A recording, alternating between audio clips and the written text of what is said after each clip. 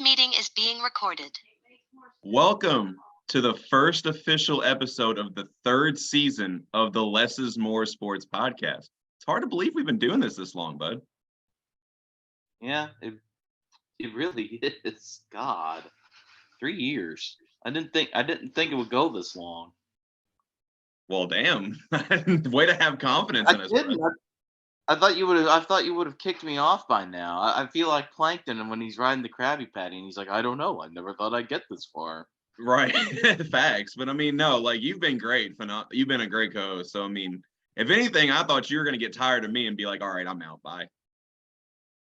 Well, at least we know we're tired of each other. That's what matters. That's what it counts. But in all seriousness, fans, welcome to the third season of the Less is More Sports podcast officially. I think it's going to be a great new season. And of course, just a reminder of what we are the social media in sports podcast. And if you've been on social media as of recently, you know there's a very interesting debate going on. It's made for a great debate, and let's be honest, even better memes.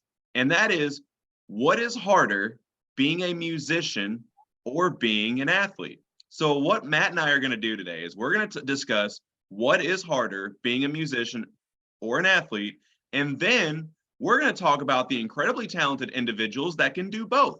Matt's going to talk about the top musicians that were athletes, while I give my top athletes that are musicians. So without further ado, Matt, you ready to get into it? Yeah, I'm ready to let's count this baby off and kick off whatever we're doing here. We have to honor both sides because we're a fair and balanced debate show. So I'm ready to get into it if you're ready to get into it. Let's hit it. Let's hit it. All right, Matt, first question. What is harder, being an athlete or being a musician? I can't do either. So they're both hard. Let's just start off with the obvious here. I'm a dreadfully untalented human being. We'll just start out with that. It's the one thing I have learned from researching this episode. You are a great And, podcast host. Do not sell yourself short. I will sell myself short like it's like I'm a stock on a sell-off day if I want to. I have no control over my self-esteem. I'm kidding. We'll move on there. Les, Matt, I think you froze. thinking about this. I think you froze, bud. Gosh darn it. Question throughout the week. I feel like I'm not. You're frozen now. I'm gonna keep going. When did I freeze out? You're Now good. you're Just frozen. you're. I can hear you. I can hear you. I'm just gonna go on a rant here. I feel like the answer, the more I thought about this throughout the week, was the answer is at least somewhere in between because they both require a certain kind of mental gymnastics in different ways. If you're a songwriter, you're thinking of hooks, you're thinking of lyrics, you're thinking of beats, you're training your brain in that way. And when you're doing athletic, of Zoom course, is you got just to get in shape, you've got to memorize books with a little bit of a physical element to go with it. So I feel like the answer is they both have unique but similar challenges and disadvantages because the first time I thought about it, was like, well, athletes have to remember all the lyrics of their songs, or musicians have to yeah. remember the lyrics. Musicians have to remember the lyrics of their songs. They have to remember certain things about the music industry, and I'm like, well, that's really not that different from learning a playbook. Quarterbacks have to memorize how many plays. I mean, they have to memorize the rotating huddle in Kansas City. That was really cool yesterday. I just want to throw that in there. But I will say this: the one advantage that athletes do have is that in any sport, whether it's football, basketball, soccer, you run a bigger risk of getting injured. That physically injured. So I will admit that that's an advantage for like athletes being tougher. You're constantly dodging people tackling you, getting concussions, broken legs, torn ACLs. And generally musicians only have that happen if it's like a freak accident or a crazy fan. And we're not even getting into the mental health part of this, which is equally bad on both sides. You and I both know that with the drug abuse, the self-hatred, the loathing, things like that. So really, I really feel like it's unfair to give like a straight up answer like yes, athletes have it harder or musicians have it harder because there's both they're both such huge stressors in making it and doing it that I feel like it's a little bit disingenuous to say like, oh yeah, that's definitely harder. But purely from a physical aspect, I'm gonna go with athletes because of, like I said, the injury factor. I mean, yes, you can hurt yourself while dancing. You can tear. I mean, I've known of people who have broken their legs while performing. I mean, Dave Grohl did that a few years ago. So I mean, just because there's someone actively coming after you in the world of athletics is why I tend to lean a little bit more athletic. But I feel like they're a lot closer than people give them credit for, and that's for sure. Well, our Twitter poll actually unanimously said that being a musician is harder to do, which I can respect that because for me personally, it's harder to be a musician because even though I wasn't, a star athlete by any stretch of the imagination, I was still a high school athlete. I still played at a decent level to some degree. Whereas being a musician, I literally stopped being a musician in sixth grade just because I couldn't do it. I have absolutely zero musical talent at all. But my overall answer for the question is not much different than yours. I think, and I'm going to be careful how I say this.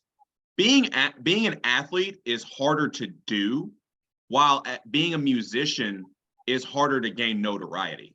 So athletes physically compete against one another, other physical fit individuals that not only takes more of a toll on your body, as you alluded to, it makes it harder to execute. That would be like the equivalent of Matt playing the guitar and I'm trying to mess with his hands. Like, Yeah. so, but as for being a musician though, it's like a lot like being a podcast host. You can make the best content, but there's no guarantee that people will notice it or like it. It may or may not even be your fault. You're putting it in the hands of others to enjoy it. You can physically see the results of a good athlete, but the best ones get noticed. They're ranked. We know that. But you see all the time, talented musicians get shelved, not because they're bad, but that may not be what's socially popular right now. One of the prime examples, one of my favorite rappers, his name's Dax. He's not popular, but he's more of a lyricist than what's really popular in the hip hop industry right now. So being a musician, you can be the best at what you do, but doesn't mean the right people are going to hear it. Doesn't mean the right people are going to like it. Whereas if you're a good enough athlete, people are going to know. So that's where I stand on it. But overall, they're not comparable because both take a lot of hard work and talent. I have respect for both. I have respect for anything that involves talent, period. And yeah, you did make a very good point there, Les, with like you can generally predict like an athlete when they're going to be successful or a bust. Mm-hmm. But with music, it's so subjective. You never know who's going to catch on, who's too early, who's too late, who's making, because everybody, here's a fun fact about me. I actually managed a college radio station for 3.5 years. So like music was kind of my thing. Oh God. So I did a music show, and of course I play, as you're going to see by this crappy list I've got coming up that will make Les's eyes roll into the back of his head. I preferred a lot of older music. And the one thing that I will say is like I said a lot was, how did this not become like the biggest record on earth? And that's something you have to deal with. Athletes do deal with it to an extent, but not to the lengths that a musician does. Is that, like Les said, other people control your success. Yeah. You have no control over what companies are going bankrupt, what record labels are merging, what personnel are being brought in. If your label primarily handles one genre, but you're in another and they don't know how to do distribution for it, you are, especially back in the olden days, of like the 1990s and 80s, you were completely at the behest of like whether a record company's A&R firm could like find the adequate ways to represent you. And we could get into like the history of that with like payola or something, but that's a story for a different time.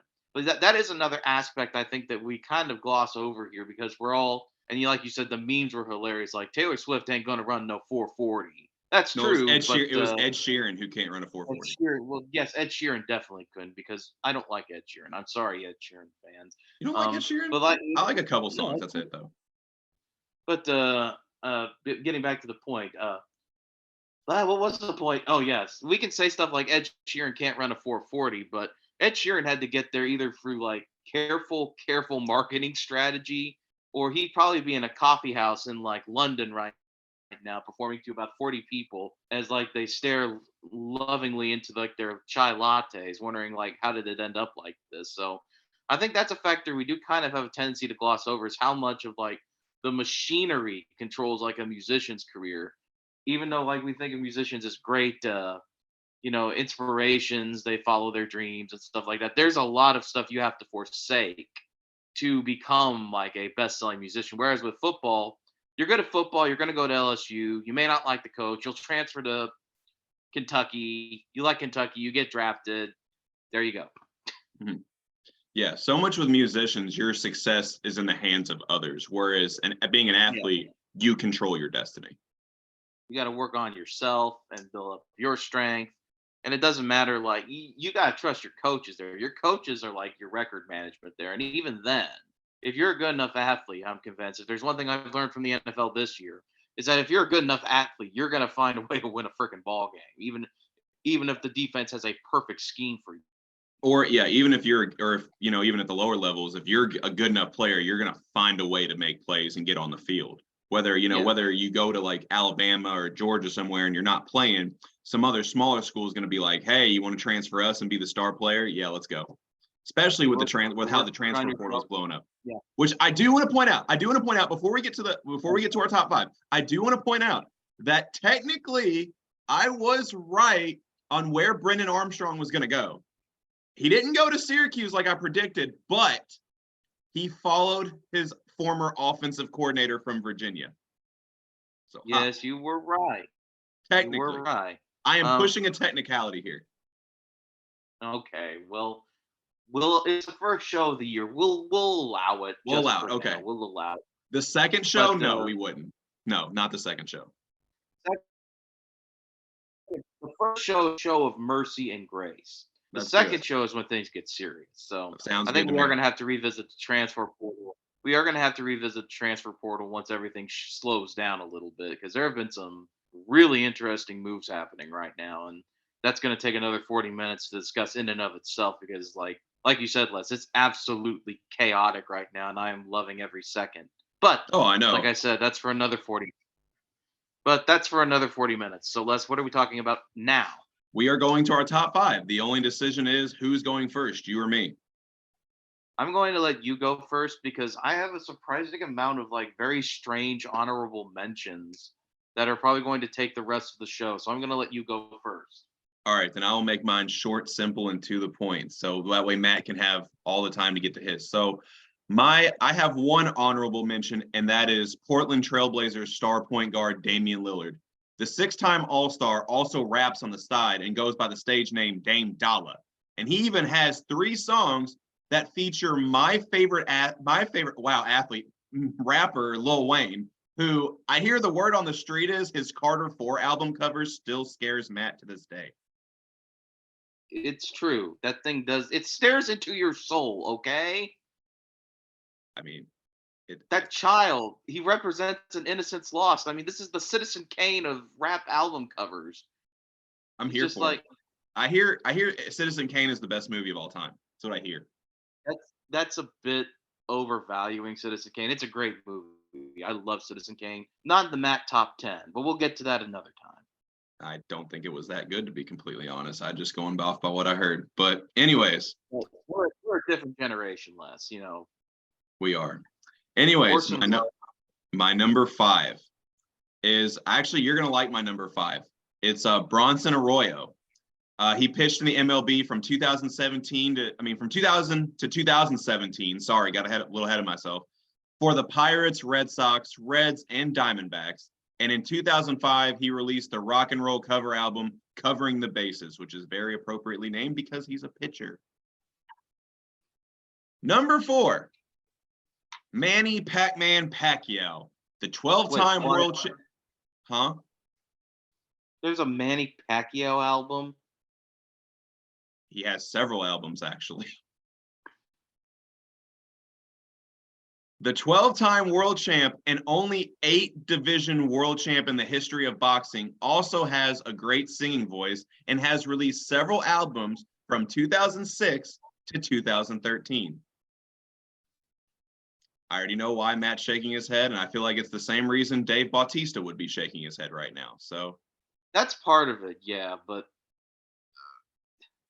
yeah, I had to just, include him. just Manny Pacquiao singing sounds like a bad idea. He's But let me actually tell not you, bad. He's actually not bad. I'll Even have though to. even though one of my favorite Manny Pacquiao stories is that in his Filipino basketball league, which Daniel Orton was playing for that time, Daniel Orton talked trash to Manny Pacquiao during the game, and then Manny Pacquiao told the owner of that team to release him, and he did. This is the most bizarre episode of this podcast ever, and I absolutely freaking love it. Actually, I don't know. We should eventually do a top 5 most bizarre episodes. This may or may not crack the top 5. I don't know. I feel like Bishop Sycamore is still number 1. I feel like Bishop Sycamore is still number 1. By the time we're done, this will be number 2. I guarantee it. Okay. So number 3, I have Oscar De La Hoya. All while winning multiple world titles in 6 different weight classes and being ranked the 11th greatest boxer of all time by Boxing Rec, De La Hoya became a Grammy-nominated singer for his eponymous 2000 CD. Didn't know that, honestly. Did my research. I had heard of that. I had heard of that, but I've never heard it. So now that I'm getting to my top 2, I do want to take this time to say that I wanted to have a very diverse list because if I wanted to, I can make it full of basketball players just because of how many of them rap. I know where this is going, I think, and I'm very excited. Yes. So number 2, it's not going there yet, but you will. Yes, I think you will be in. You will have, and you're in for a treat. Number 2 is Wayman Tisdale, former NBA player and 3-time collegiate All-American at Oklahoma. Hook 'em horns, by the way. Is an accomplished jazz bassist with 8 albums. And are you ready for number 1? I have actually heard Wayman Tisdale's albums, and they're pretty good. They're pretty good. May he rest in peace. May he rest in peace. Number 1, Kobe. I'm just kidding. It's Shaquille O'Neal, Big Shaq, Big Diesel, the man with almost as many nicknames as he has career points. The 4-time NBA champ, 3-time finals MVP, and the man who had the most dominant season of all time, released 4 rap albums in the 1990s. His debut album, Shaq Diesel, is certified platinum in the United States. And who can forget the legendary diss track where he asked Kobe how his ass tastes? Thank God you brought that up because I was thinking, and I'm like, the minute he gets done, I'm gonna go, hey Les, tell me how my ass tastes. He's he caught off guard because I know you know what that is. So I'm just glad you did it so I didn't have to. So the Kobe fans don't get offended. In case you forgot, our man Bean is named after Kobe. And if I'm not gonna lie, the Black Mamba himself got the last laugh. He got his 5th title, and there's just an awesome poster of when Shaq was playing for the Lakers, where Kobe hits an and one on Shaq, and of course stares him down afterwards. And it is the greatest poster I've ever seen in my life. So, and you want to know what Kobe was thinking in that moment to say to Shaquille O'Neal? What? Tell me how my ass tastes. No, Jesus loves you. Come on. Why? The ultimate form you tricked me. You tricked me. You know. You tricked me because that's where I knew this was gonna go. Jesus loves you. Go there and you went there anyway. I know. Shaq was asking how his ass tastes, where Kobe's like, "Hey, Jesus loves you." Exactly. That's how it needs to go. The ultimate form of trash. You can't come back from it because if they say anything, it'll be like, "Are you saying Jesus doesn't love you?" And they'll have to explain it. See, fair perfect enough. form of trash talk. So that being said, Les. That being said, go ahead. I'll say round up my top 5. I got Bronson Arroyo, Manny Pacquiao, Oscar De La Hoya, Wayman Tisdale, and Shaq Diesel himself. So Matt, who are the top musicians that were athletes in your opinion? Well, hold up. Before we get to that, Les, I have a couple notes. Number 1, very disappointed you didn't include Macho Man Randy Savage's rap rock album, Be a Man. which is No, absolutely horrible and absolutely beautiful at the same time. And no, just so it our is. It's viewers all can have horrible. like a little bit of fun with this, boxing. It's Oscar De La Hoya and Manny Pacquiao may be more modern, but boxing singers goes much further back than you think because the fact checker just left the room, of course, because I was going to ask him for this, but Muhammad Ali actually I Hmm. think hit the top 40 with a cover of Ben E. King's "Stand by Me" under his birth name of Cassius Clay back in the '60s. So singing boxers, it's a thing, it's a trend. We can't prevent it. We have to just embrace it. I would like to see a top five, or not really a top five, a competition of who's made better music, boxers or NBA players. Ooh, that would be interesting. That'd be interesting. That would be interesting. Let's talk about Manute Bol. I know he did celebrity boxing. All right. So, Les, without further ado, it's time for the weirdest list I think I've ever made for this show, the top 10 athletes who became musicians. And before we get totally into this, we've got a few honorable mentions. The most modern group we're going to talk about, the rock group The Black Keys out of Akron, Ohio. They actually met playing on their high school soccer team, believe it or not. So that's pretty interesting. And next up, we have Meatloaf, the tragically passed away singer of epic ballads, including Paradise by the Dashboard Light. Unsurprisingly, he was a swimmer. No, actually, he played football. That's how he got his nickname, Meatloaf, was from playing football before he signed with actually the Motown label for an unsuccessful stint of records, which, if you ever look them up, there's actually a Meatloaf single called I Want to Be as Heavy as Jesus. I'm not making that up. Look it up. Check it out, folks. So Meatloaf, he's an honorable mention for his contributions to the world of American football. And finally, one that actually surprised me, Mick Jagger in his primary school in England played basketball. Now just imagine how different moves like Jagger would be if he was hitting that jump back on like defenders in the NBA. A step back three. That'd be Kareem different. Moves like Abdul-Jabbar would have Jagger. no answer for the moves like Jagger. But he wasn't very good and quit when he found out that his friends were forming a rock band. So, Mick Jagger, the basketball star. And last and fine but not least, also Conway Twitty. And no, I'm not doing a Family Guy cutaway gag. Conway Twitty was actually a very successful minor league baseball player. Randy Savage was also a minor league baseball player. I like Randy Savage. I'm sorry. I have to get him in here. Musician, baseball star. There was nothing Macho Man Randy Savage couldn't do. Um, Conway Twitty, though, was a very successful baseball player. He did not make it to the major leagues, though, but someone on our list was very close to making it in. So without further ado, here are the top 5 of my musicians who became athletes. And at number 5, we have somebody who's Athletes that became musicians, I think. athletes as yes. Anyway, here's something very, very surprising. At number 5, I've got everyone's beloved schmaltzy singer. We may not think he's sexy, but he was very good at soccer, Mr. Rod Stewart. Tried out for Brentford Football Club in his native United Kingdom. He was actually pretty good. His father was a football star. He tried out for Brentford FC. It did not go as he had planned, though. In spite of the fact he played incredibly well, he did not get signed to a contract and decided to take up singing instead, saying, quote, "A musician's life is a lot easier. I can get drunk and make music, and I can't do that when I play football." But Rod Stewart, apparently he plays in charity matches when he was younger, and I mean, we may not think he's sexy, but he's one hell of an athlete. So at number 5, Rod Stewart, everyone's favorite crooner, tries out for the soccer pitch. Moving on now to number 4 is a kind of a is one of those guys I was talking about. Number 4, a guy who's kind of lost on the modern generations, Mr. Charlie Pride, the Country Music Hall of Fame singer. Believe it or not, Les, he was once a dominant pitcher in the pre-integration period of baseball and for the minor league Boise Yankees of Boise, Idaho. He was apparently good enough to almost sign a major league contract.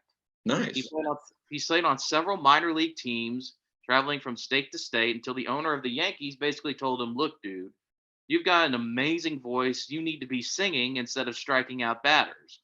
So before he was kissing the Angels good morning, he was painting the corners on the strike zone.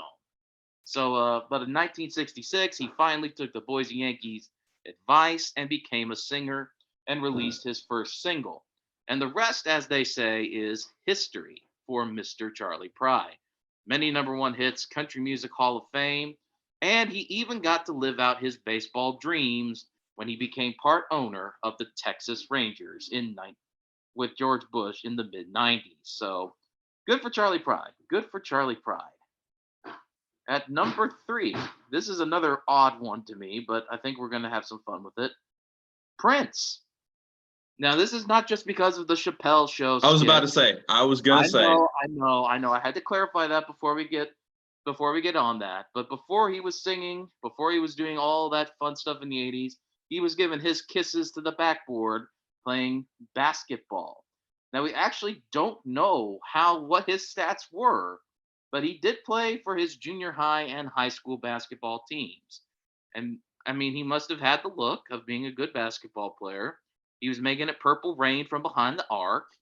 I just wanted to include this one to make a lot of puns.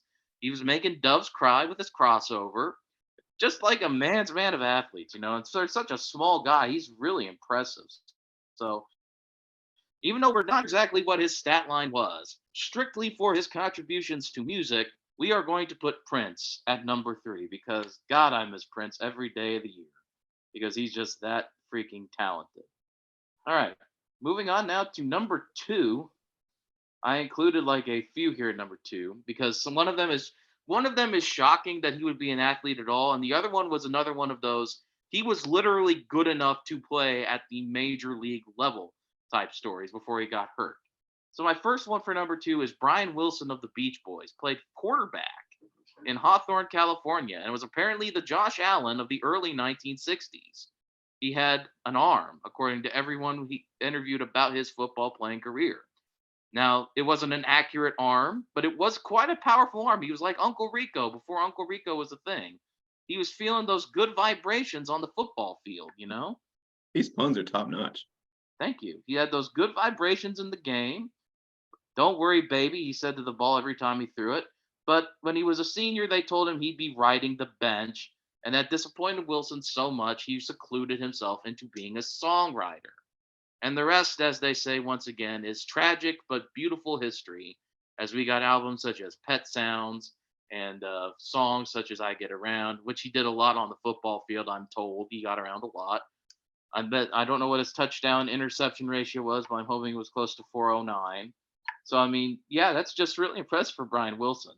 And my other tie for number 2, now this is the one where it was actually kind of shocking because it was like this dude actually was good enough to make it into the major leagues. And this isn't just for like the Yankees or the Cowboys or anything like this. This is actually to play for one of the premier football clubs in the world. Mm-hmm. And that's Julio Iglesias. He loved all the girls before with Willie Nelson, but before he was doing that, he was in love with football.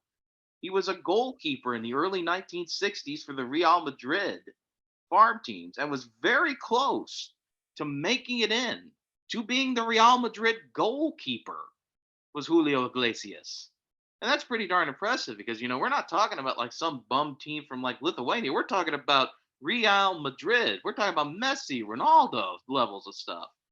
But an injury kept him from being able to fully live out his career as a goalkeeper. And so he became a legendary singer-songwriter. And of course, he loved he may have not been as incredible of a success as he was overseas, but it's still worth noting how impressive Julio Iglesias was.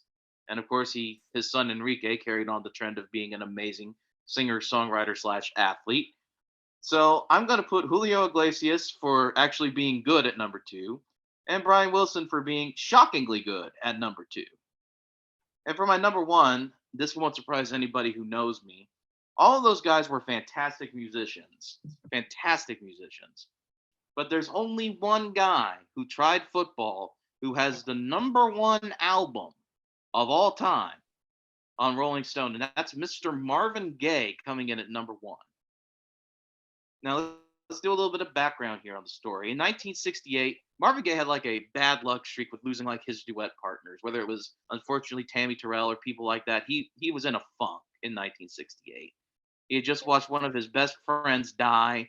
he was losing it, but he found solace in hanging out with members of the Detroit Lions, including Hall of Famer Len Barmy, the cornerback who's very good, and Mel Farr. So while he was kind of in like this exile from music, he really wanted to try out for the Detroit Lions after he hung out with them playing golf. And so Marvin Gaye was 31. He had never played football before, period, at 31 years old.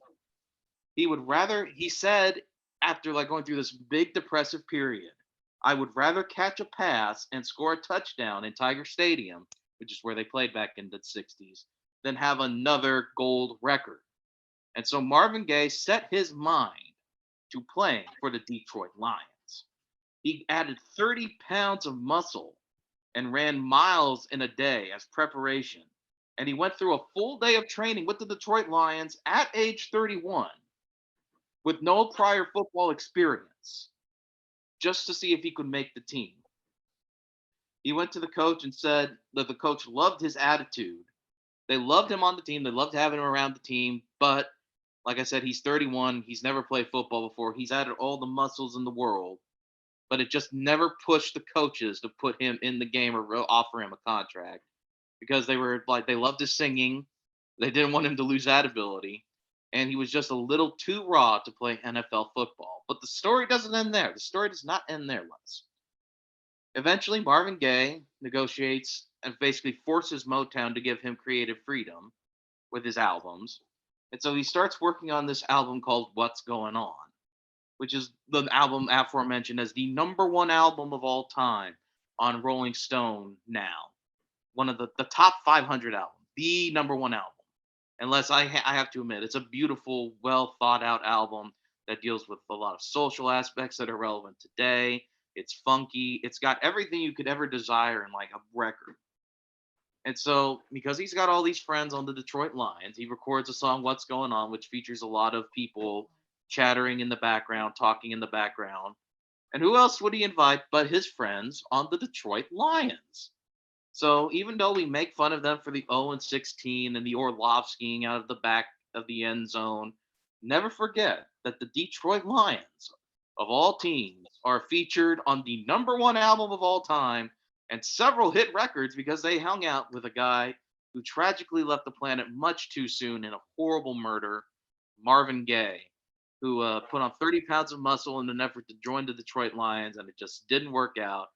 But for that reason, that story, that drive of overcoming mental obstacles, overcoming physical obstacles, and finding your creative freedom, that I'm going to put Marvin Gaye at #1, even though he's kind of an inverse of the situation we talked about, on our athletes to musicians pipeline here. So there we go.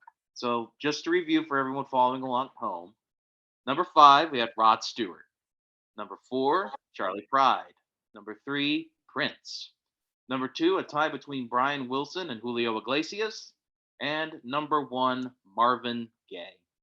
So those are my top 5. I hope everyone enjoyed that very weird rambling escapade down athlete road. And I didn't even get into some guys like I did find out that Bob Seger and Alice Cooper were cross country runners. Can you just imagine like Bob Seger running against the wind, like right next to you, and he's like, "Oh, look, there's Bob Seger." If Alice Cooper was running right next to me, of course now he's a golf enthusiast, I would be scared to death. Just imagine you look over, there's this dude wearing mascara, like, "Sup, bro?" And he's like, "Oh, that's Alice Cooper."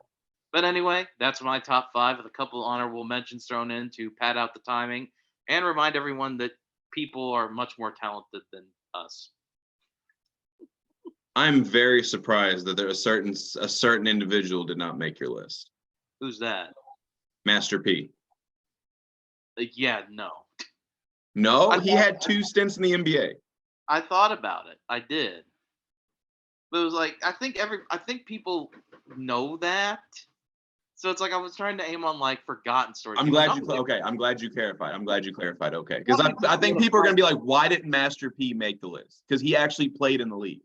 I wanted people to think about like different folks. So that's why I was like, not nobody knows Rod Stewart played soccer, that Brian Wilson was a quarterback. Brian Wilson was Josh Allen before Josh Allen, and honestly, And honestly, Matt, there's a play on that because there was a Brian Wilson who was a very successful closer for the San Francisco Giants. Exactly. Yes. See, they were actually kind of similar in personality, and there were a couple. Trying to think about, I took notes on a couple other guys too, like who I didn't think were as popular, who a lot of people would know. Clarence Clemens, the dude who played saxophone for Bruce Springsteen. He was born to run. He played football. Chris Christopherson, the country music singer songwriter, was a runner, a rugby star, and played football. You may know him. He wrote Me and Bobby McGee. He was also a Gold Gloves boxer. Billy Joel also briefly boxed when he was a kid. Can you imagine you just get knocked out and the next thing you hear is this dude singing Piano Man to you as you're like laying stagnant on the canvas? So yeah, I mean it's interesting to see just how many of these guys actually started out playing a sport before things actually got serious for them. So that's why I just wanted to shed the spotlight on a few stories that I thought maybe weren't as well known as Master P. That's no That's fair. disrespect to Master P. I'll say anybody who can make an NBA team, period, can ball. I mean, make no Yeah. mistake about it. I mean, it wasn't just a publicity stunt. The guy could actually ball.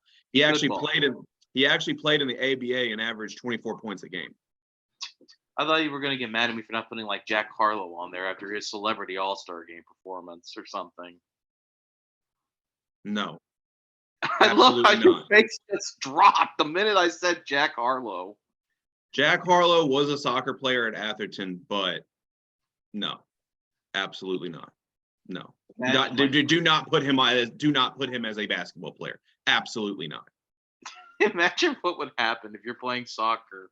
You just go for a hard foul, trying to prevent people from getting like onside, and all you hear is "What's poppin'?" Brand new whip just hopped in. He's just falling to the earth like, "What's poppin'? First class." I hate that song so much. I'm not a fan either, but I'm just The original is better. The original is so much better. I'm just imagining Jack Harlow getting a red card now and sent off the pitch. He's not feeling very first class tonight, folks. Just remember, Matt, the ones that hate him the most look just like him.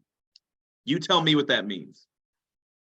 Les, I don't have the hair to pull that off, and you know it. You try to make me feel bad, Les. I gotta know the lyrics to that song because it's named after a Miami Heat player. That's true. I will not fault you there. You are 100% correct. Yes. Anyways, we got about a minute and a half left before our time runs out. So as always, follow the Less is More Sports page on YouTube, Spotify, and Anchor. Tell us what you liked, what you didn't like about the show. Follow our social media pages on Facebook and Twitter. Who are your top athlete musicians or musician athletes? Tell us who you would have added or subtracted from our top 5 list. And without further ado, Matt, Bean, and I conclude the first episode of season 3. For the ones watching on YouTube, Bean is waving you goodbye. For the ones listening on Spotify, just know the heart of Bean is with the show. The heart of Bean is with you. He's still the emperor. The spirit of the bean rests upon your shoulders, my child. Yes. But anyways, without further ado, I think that concludes it. Matt and I are out. We'll see you guys next time. Yes, sir. Now and for more serious episodes going forward. Maybe.